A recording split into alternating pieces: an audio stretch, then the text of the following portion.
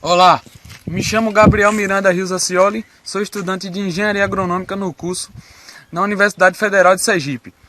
Hoje nós iremos falar basicamente sobre 3 tipos de poluição, sendo a do ar, a poluição da água e a poluição do solo. Agora nós iremos falar um pouco sobre a poluição do ar, que consiste basicamente na alteração dos componentes químicos presentes na atmosfera. E essa alteração se dá tanto pela natureza quanto pela ação do homem, ocasionando em 4 efeitos, sendo eles o efeito sobre a saúde humana, que são os problemas respiratórios e outros, a chuva ácida, o escurecimento da atmosfera e o agravamento do efeito estufa. Esses efeitos são causados por alguns tipos de poluição do ar, sendo eles pelo monóxido de carbono, que é a queima incompleta do combustível, pelo dióxido de carbono, que é a queima completa do combustível e também da respiração dos seres vivos, que é o CO2, e esse tem efeito direto sobre o efeito estufa. O outro tipo são os óxidos de enxofre, que são liberados por indústria principalmente e por vulcões que hora ou outra entram em erupção. São aqueles gases bastante inflamáveis e perigosos para a saúde humana. Os CFCs, que são gases CFCs provenientes de refrigeradores, de ar-condicionados ou de sprays aerosóis, que antigamente eram muito concentrados nos sprays desodorantes.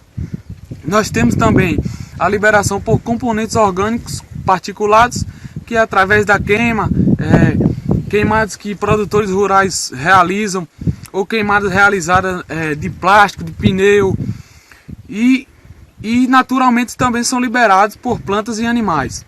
Temos também a amônia, que é utilizada amplamente na agricultura, na adubação, e outros que têm pequena escala, ocorrem em grau de pequena escala. Dando continuidade ao nosso vídeo sobre poluição, nós iremos agora falar sobre a poluição da água, que talvez seja mais comum de ser observada no nosso dia a dia, principalmente devido ao problema do saneamento básico e outros fatores. Então, segundo a ONU, só para se ter ideia, 72% da água utilizada, a água potável utilizada no nosso país, ela é destinada para a agricultura, principalmente a irrigação. 22% é destinada para a indústria e 6% é destinado para o consumo domiciliar. Dentre os tipos de poluição, existem alguns que nós iremos citar aqui. Iniciaremos pelo biológico, que é basicamente devido ao aumento da concentração de micro-organismos patogênicos na água, pode ser em rio, em lago ou em mar. Isso porque esses vírus, protozoários, bactérias ou outros, eles aumentam a concentração na água e pode levar a risco a outros tipos de vida, como os peixes, patos, que residem ali, afetando a ecologia do ecossistema. O outro tipo de poluição da água é a poluição térmica, que consiste basicamente em derramamento, as indústrias expelem a água quente nos rios, nos lagos. Essa água vai aumentar a temperatura do rio ou do lago e consequentemente afetar a vida de outros seres vivos ali presentes. Essa água quente pode vir de caldeiras nas indústrias ou do sistema de refrigeração. Seguindo assim para o terceiro tipo de poluição da água, nós temos a poluição radioativa, que talvez não seja tão comum no nosso conhecimento.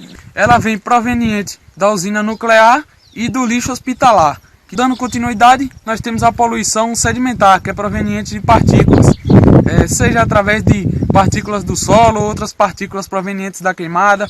Essa poluição ela é importante porque ela acaba interferindo na entrada de luz no sistema, ou seja, acaba afetando a entrada de luz em lagos e rios e consequentemente atrapalhando a fotossíntese de algumas plantas aquáticas. Assim como a poluição radioativa, que vem causar grandes transtornos e mutações nos seres vivos, nós temos a poluição da água também através da química, que também é muito preocupante devido aos componentes que são liberados no meio ambiente.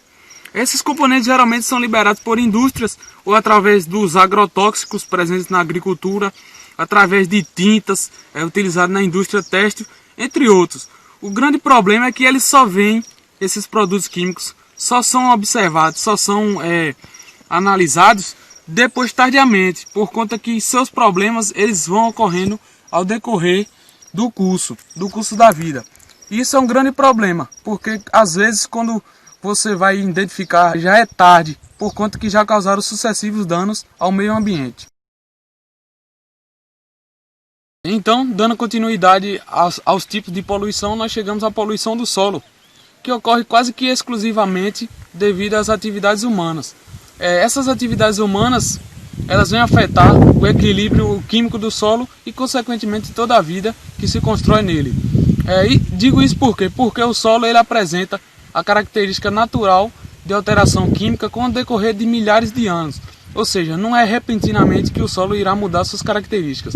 Então, o ser humano é o grande impactante nessa poluição, seja ela através de lixões, cemitérios e aterros, que geram principalmente chorume. Esse chorume ele infiltra no solo e pode afetar os seres vivos, tanto da micro como da macrobiota.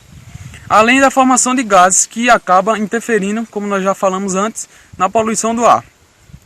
Outros fatores que afetam são o uso excessivo de agrotóxicos na agricultura e de fertilizantes, alterando consequentemente a química do solo, afetando a vida, a ecologia do sistema e tudo o que gira em torno.